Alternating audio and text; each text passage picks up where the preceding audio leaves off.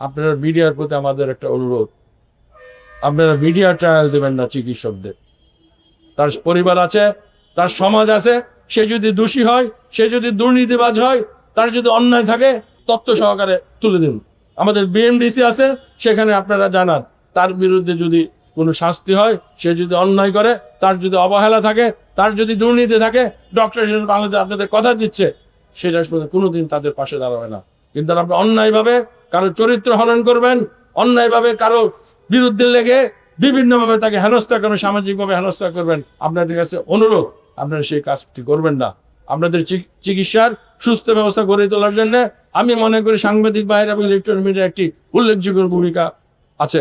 আপনি সেই উল্লেখযোগ্য ভূমিকা পালন করুন, আমাদের নিরাপদে কাজ করার সুযোগ দিন, আমাদের সহিংসতা বন্ধ করার জন্য আপনারা সহযোগিতা করুন।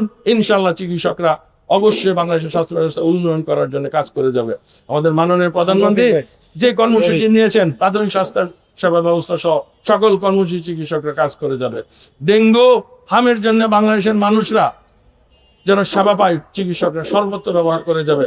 করোনায় যদি জীবনের মৃত্যুর ঝুঁকি নিয়ে যদি কাজ করতে পারে, আগামী দিনে যে কোনো সন্ত্রাস, যে কোনো অন্যায় প্রতিবাদ, চিকিৎসকদের হুমকির বিরুদ্ধে চিকিৎসকরা কাজ করে যাবে।